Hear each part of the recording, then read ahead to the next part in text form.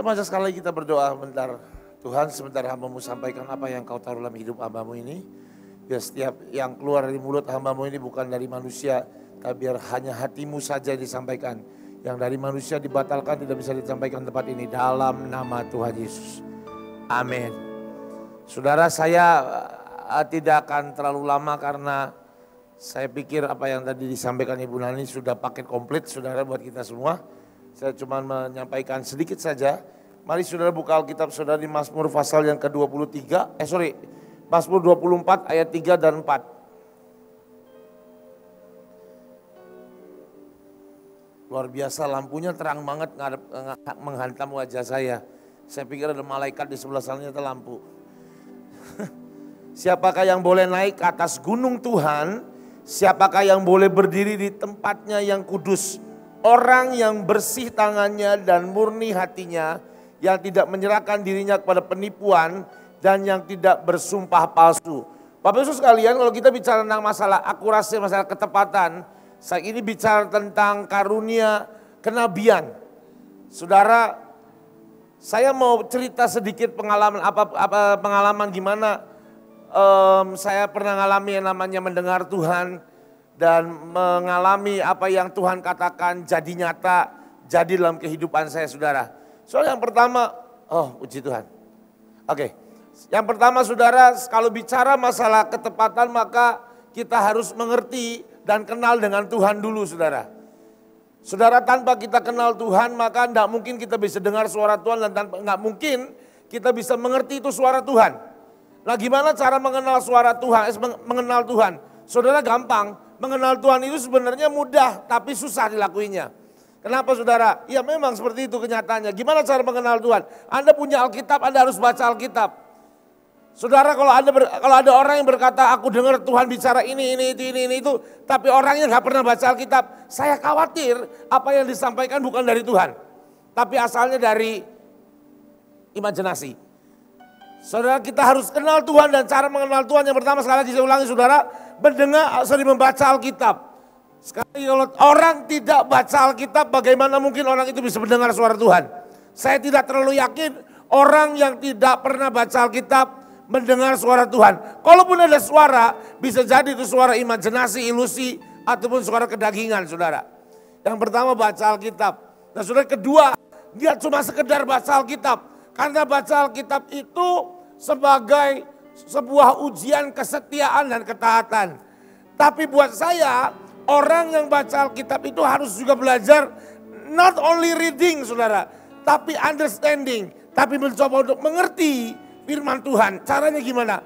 Anda belajar, Anda menggali, dengar khotbah, dengar banyak hamba-hamba Tuhan. Itu Anda sedang menggali firman Tuhan.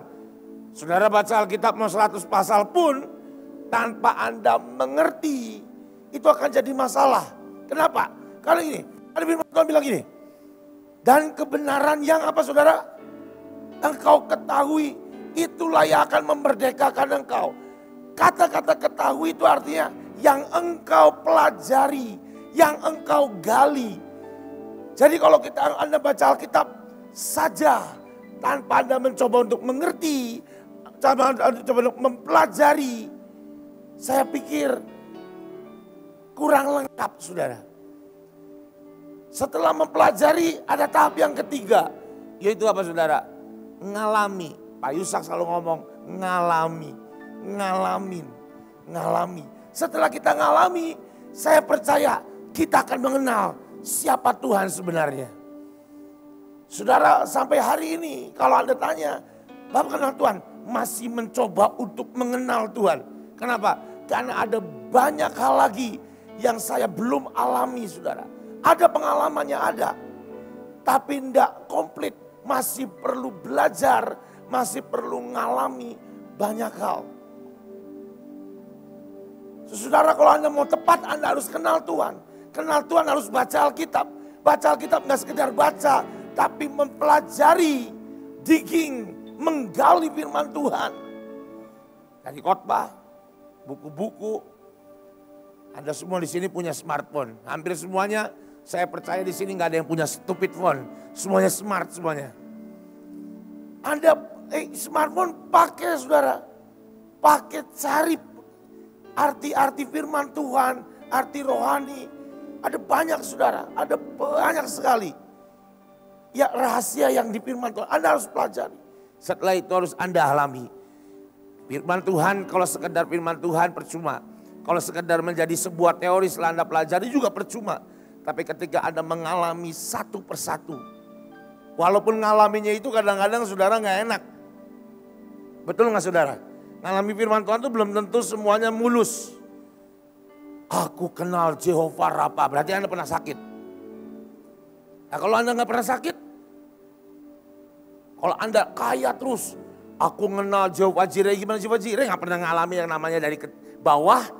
Dan ngelihat ngalami namanya pas-pasan sampai Tuhan berkati, ya susah saudara. Anda harus ngerti, pelajari dan alami. Oke saudara, itu yang pertama. Yang kedua saudara, apa yang bisa menghalangi suara Tuhan untuk kita bisa dengar?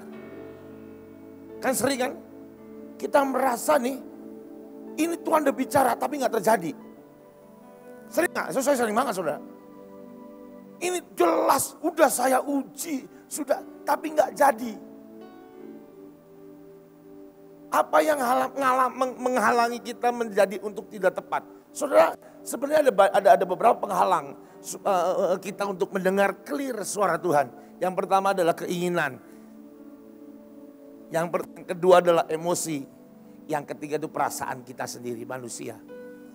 Perasaan, keinginan, dan emosi kita, saudara. Saudara, andai kata saya ambil contoh yang simple. Yang simple aja saudara. Kalau Anda sudah nggak suka sama satu orang. Lalu Anda disuruh mendoakan. Pokoknya Anda lagi benci banget sama satu orang nih. Anda doain. Lalu tiba-tiba ada suara Tuhan. Percayalah suaranya. Bertobatlah. Karena kutuk sudah mendekat engkau. Kalau engkau tidak bertobat kakimu pengkor. Udah pasti saudara, kenapa? Udah ada perasaan yang tercampur. Kalau udah ada keinginan, bahaya juga. Anak-anak muda yang belum punya jodoh, Anda nih cowok-cowok nih ya, cowok-cowok. Contohnya laki-laki aja lah. Laki-laki, Anda para jomblo-jomblo, laki-laki yang jomblo yang belum juga kunjung off market, masih on the market terus. Anda suka sama satu cewek, Anda berdoa tanya Tuhan, itu jodohku bukan? Pasti jawabannya jodoh. Karena udah suka. Perasaan sudah. Perasaan. Paham sudah ya? Anda punya keinginan. Itu bisa jadi blokade buat suara Tuhan. Anda gak akan bisa tepat saudara. Apalagi saudara. Banyak. Perasaan kita itu bahaya. Anda harus hancurkan, remukan semua hal itu. Susah nggak? Buset, susah banget. Susah banget saudara. Dan Anda harus belajar untuk naik ke gunung Tuhan. Anda naik ke gunung Tuhan, artinya apa? Saya lagi hari-hari 1 tahun ini, mulai dari bulan Januari, saya terus disuruh Tuhan naik ke gunungku, naik ke gunung. Artinya apa? Naik ke gunung artinya bertemu Tuhan. Seperti ketika Musa naik ke gunung, dia ketemu sama Tuhan. Dan dia hanya berdua dengan Tuhan. Saya mencoba dalam 1 tahun ini, saya sedang terus belajar untuk berdua dengan Tuhan. Saudara, ada baiknya kita, kalau Anda punya waktu, tinggalkan kesibukan Anda. Ya Anda nggak setiap hari ya 2 bulan sekali, sebulan sekali. Saya mencoba itu saudara, sebulan sekali, 3 hari 2 malam. Saya tinggalkan semua. Saya hanya masuk ke kamar, kalau nggak ke hotel kemana, hanya berdua dengan Tuhan. Saya matikan handphone, saya tidak mau ngurusin apapun saudara. Dan itu susah sekali. Baru itu saudara, belum keinginan daging, belum perasaan, belum emosi, baru itu bang. Anda tahu saudara, ketika saya masuk pengasingan, hari pertama yang paling susah adalah apa saudara? Hah? Apa? Handphone. Saya pernah Saya pernah pengasingan gagal total. Gatot sudah gagal total. Kenapa? Pikiran saya pesanan, order. Ada orang pesan daging babi segala macam. Itu ganggu banget. Saya mikir, aduh kira-kira staf saya, asisten saya bener enggak ya bikinnya? Bener enggak ya bakannya? Kelamaan enggak ya? Kecepatan enggak ya? Gimana tekstur dagingnya? Mikir. Sampai saya buka lagi handphone, tanya lagi gimana? Gimana? Sampai satu kali Tuhan ngomong, kamu ngapain di sini? Mau ketemu kau Tuhan. Tapi ternyata terlalu sibuk. Dan sudah, kalau engkau mau, kalau kita, bukan kau, kalau kita mau, kalau engkau kayaknya perasaan gue udah sempurna. Enggak. Kalau kita mau saudara, untuk tepat dengan Tuhan, mari belajar untuk mematikan keinginan kita. Mari belajar saudara untuk menghancurkan apa yang kita mau. Mengesampingkan apa yang kita mau saudara. Saudara, tadi kita baru nyanyi lagu Hineni. Hineni itu saudara tentang hamba. Hamba yang cinta sama tuannya, yang harusnya sudah bebas dan berkata, here I am, aku tetap mengabdi. Sama, kita punya kehendak bebas, sama saudara. Betul enggak? Anda punya hak buat beli handphone, uang Anda sendiri kan?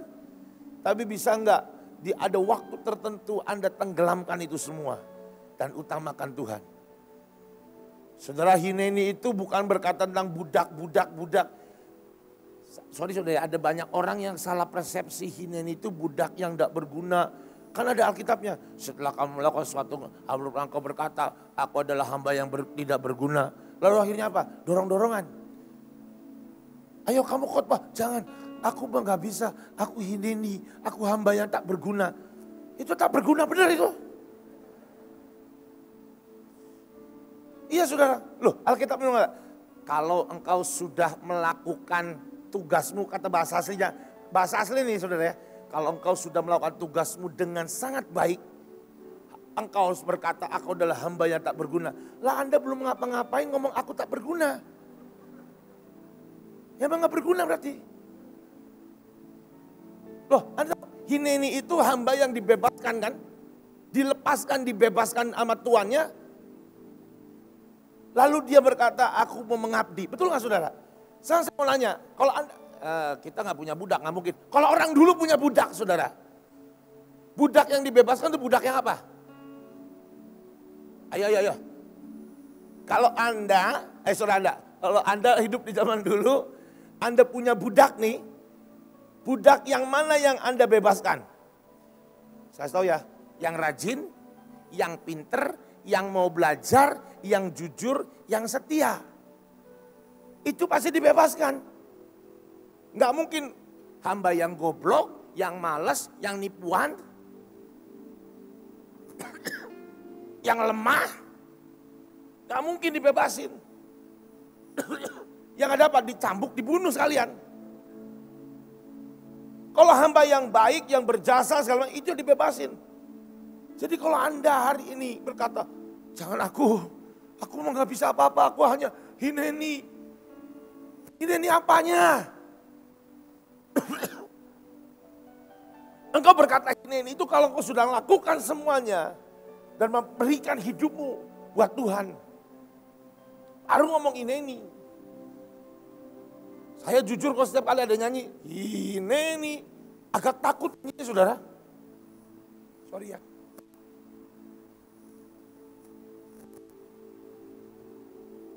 Kenapa? Karena ada juga yang ngomong ini, Pak, saya mau minta didoakan supaya Tuhan beri saya Hineni. Buat saya juga nggak bisa doain Anda bisa punya Hineni. Hineni itu bukan sebuah benda yang diberikan buat Anda. Hineni itu adalah sebuah pencapaian dari sebuah proses kehidupan. Jadi kalau Anda yang ngomong, aku mau terima Hineni. Terima proses. Dan harus lewati proses sampai kau menang. Balik ke topik, ini udah melenceng.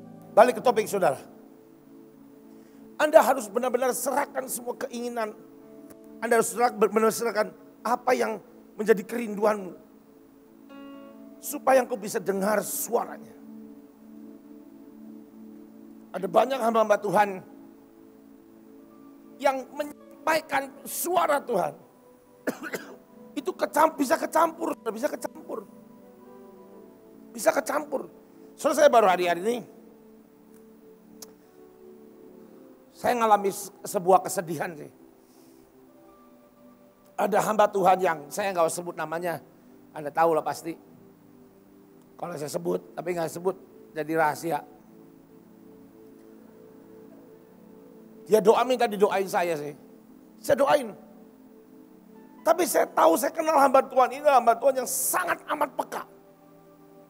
Udah kayak pertunjukan sirkus kalau dia datang, saudara. Serius. Entertaining banget dan peka sekali. Lewati masa-masa pandemi ini, memang jujur saudara, ada banyak hamba-hamba Tuhan yang melewati masa pandemi ini dengan sangat kesulitan. Saya contohnya saudara, saya awal-awal ketika pandemi, ya saya ngalamin saudara. Bahkan saya ini gak punya bisnis, kerjaan saya hamba Tuhan. Jadi saya jujur, gak usah munafik ya. Habis khotbah, pulangnya dikasih salaman sama saya saudara. Biasanya salamannya nempel sesuatu yang putih-putih enak dipegangnya, nempel. Masuk ke kantong, masuk ke WC, dibuka, oh segini, itulah. Oh ya jujur saudara, lah itulah yang menjadi penghasilan buat keluarga saya. Begitu pandemi semua gereja tutup. Artinya gulung tikar semuanya. Saya juga ikut gulung tikar saudara. Lewat seperti itu, kalau saya jujur, saya nggak usah kesaksian saya lama. Wah, Anda banyak yang sudah dengar. Singkat cerita pokoknya Tuhan kasih. Ya saya nggak tahu, saya nggak pernah ngebayang saya punya usaha ini, saya nggak ngebayang. Tapi ternyata bisa punya dan cukup memberkati keluarga kami saudara. Saya cari hamba Tuhan ini. Seorang yang dengar suara Tuhan dengan sangat peka. Tajam sekali. Membuat orang terbelalak. Mulai orang melongo, kok bisa dengar suara Tuhan sampai setajam itu. Tapi hari itu dia telepon saya. Dan saya melihat dua pribadi yang berbeda.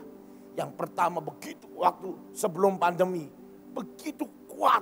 Sepertinya 2 jam sekali saudara. Hari itu merengek-rengek.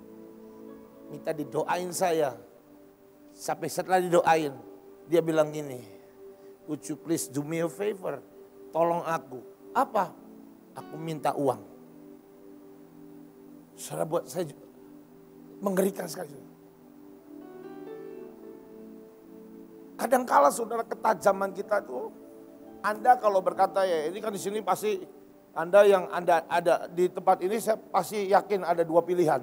Yang satu merasa sudah tajam, karena itu mau ikut kelas ini supaya lebih tajam lagi. Yang kedua, enggak punya ketajaman ke sini supaya bisa tajam. Gitu? Nah, itu udahlah, kira-kira gitulah. Tapi jujur ya, ketika itu semua kepekaan, ketajaman, kadangkala harus diuji dengan yang namanya problem hidup kita. Ya saudara. Apakah kita akan tetap bisa dengar suara Tuhan ketika masalah kita banyak? Apakah kita bisa tetap mengarahkan telinga kita dan mendengar petunjuk Tuhan? Itu masalah saudara. Yang paling menyedihkan adalah seringkali orang yang kelihatannya tajam dengar suara Tuhan. Tidak pernah memakai ketajaman itu untuk menusuk dirinya sendiri, mengorek dirinya sendiri, melukai dirinya sendiri. Lebih suka untuk menunjuk orang lain, hei kamu berdosa, hei aku dikasih tahu Tuhan, kamu baru melakukan perzinahan. Terus seperti itu saudara. Tapi seringkali ketika dia harus menghadapi untuk dirinya sendiri, itu menjadi masalah. Saudara mari belajar untuk tajam bukan untuk di luar, tapi tajam untuk diri kita. Saya berkali-kali saudara, berkali-kali ketika saya datang ke Tuhan. Tuhan bongkar, hancurin aku, robek aku. Bongkar yang busuk di dalam ini. Nah, saya tahu saudara. Cuman saya yang tahu sama Tuhan, Anda nggak tahu. Masih ada banyak yang busuk, yang kotor, yang najis di hidup saya. Yang perlu terus Tuhan kikis, Tuhan buka, Tuhan hancurkan, Tuhan ambil dan Tuhan buang. Soal ketajaman itu harus juga menjadi tajam buat dirimu sendiri. Mengkoreksi dirimu sendiri. Jadi saudara, ada hamba Tuhan yang tajam-tajam, hati-hati. Saya diajari Pak Daniel gini, Jo, ada orang-orang hamba Tuhan yang kelihatannya tajam tapi kecampur sama nujum. Saya bingung, wah hamba Tuhan kok nujum? Maksudnya apa Pak? Dia bilang gini, nujum dan nubuat itu agak-agak mirip, tapi beda. Kalau nujum itu bisa tahu apapun dosa-dosa Anda. Oh saya sering kali, saya sering saudara, ada hamba Tuhan yang tajam sekali. Saking tajamnya bisa tunjuk orang. Kamu berapa hari yang lalu baru minum film porno. Oh dulu lagi saya masih muda. Itu ada hamba Tuhan yang tajam seperti itu. Sampai kalau dia datang ke AOC, kita bertobat dulu saudara. Gak punya dosa bertobat aja dulu pokoknya. Ngeri. Cerita nih. Ada orang yang bisa membongkar, tapi tidak bisa memperbaiki. Itu bisa jadi nujum. Hanya bisa menghakimi, tapi tidak pernah memberi solusi. Kelihatannya tajam, tapi nggak pernah ada solusi. Ada beda atau saudara? Anda datang coba ke hamba Tuhannya. Saya berkali-kali kalau ke Ibu Nani, doain saya selalu di belakangnya ada sebuah jalan keluar. Jaga hati. Buat saya saudara, saya berkali-kali sama istri saya datang ke Ibu Nani, beberapa kali terakhir didoain jaga hati. Benar-benar saya ketakutan saudara, jaga hati benar. Nah, kalau hamba tuh bukan Ibu Nani aja, beberapa hamba Tuhan yang lain doain saya jaga hati. Aduh, saya ini cenderung sombong saudara. Kelihatan kan mukanya belagu. Beberapa Anda kan ngeliat muka saya buat tampol lu gitu. Emang ada sudah diomong, saya harus akui. Saya harus jaga hati sampai akhirnya jaganya berlebihan. Saya baru kemarin, Nani tegur saya. Perkara madu. Saya ngomong sama Tuhan, Tuhan berhentikan, aku enggak mau Tuhan. Kenapa? Saya ngerasa ada banyak orang yang cari saya, WA saya, telepon saya. Ada yang aneh saudara. Pak, sujud sama saya ketemu. Impartasikan saya biasa kalau saya doa keluar madu.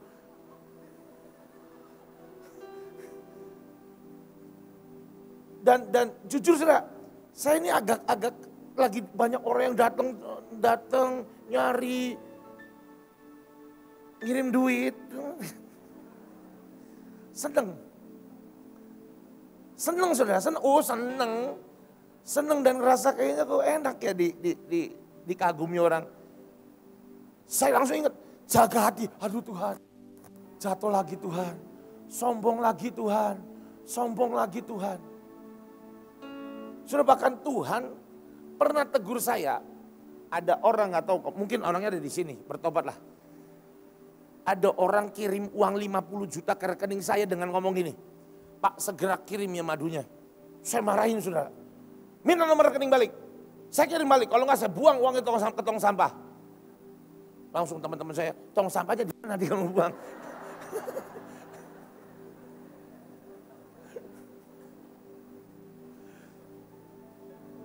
Ternyata itu kesombongan saudara. Merasa saya nggak bisa dibeli. Sombong, kelihatannya membela Tuhan, ya, membela yang ilahi. Sombong saudara. Kenapa harus marah? Kenapa ngomong baik-baik, maaf ya nggak bisa. Uangnya saya kembaliin aja, enggak saya marahin saudara. Dan saya kembaliin sampai hari ini orang itu tidak saya kirim madu. Jahat kan saya itu saudara. Itu dengar lagi suara didoain muda nih. Jaga hati, aduh Tuhan gagal lagi dijaganya. Kecolongan lagi. Ya, mari Mari belajar tajam sama kita lah, sama diri kita sendiri. Saya mau tajam buat Indonesia, bagus. Tapi tetap belajarlah tajam kepada diri sendiri dulu. Gak usah nunggu orang koreksi kita, kadang-kadang sobek diri kita sendiri. Dan berani ngakuin di depan orang. Saya ini busuk. Mari saudara, saya berdoa hari ini kita belajar tentang ketajaman tadi yang Ibu Dani sudah sampaikan. Nanti mungkin ada di YouTube, dengarkan lagi, diulang-ulang saudara. Karena itu penting sekali saudara, karena itu penting sekali. Tadi satu poin yang tadi Ibu Dani sampaikan buat saya itu tak di hati saya. Belajar untuk betah diam dengan Tuhan. Saya orangnya seringkali gak betah. Apalagi kalau saya nyembah Tuhan dan Tuhan gak ngomong apa-apa. Tuhan gak kasih penglihatan apa-apa. Tuhan diem aja. Tidur saudara. Gak betah. Tapi hari ini poinnya betah. Ayo saudara, mari belajar untuk menjadi peka dengan suara Tuhan. Dengan cara menghilangkan semua yang menghalangi untuk suara Tuhan bicara. Kesombongan kita, egois kita, keinginan kita, kemarahan kita, perasaan kita, singkirkan. Saya ajak semuanya tutup mata sebentar, saudara.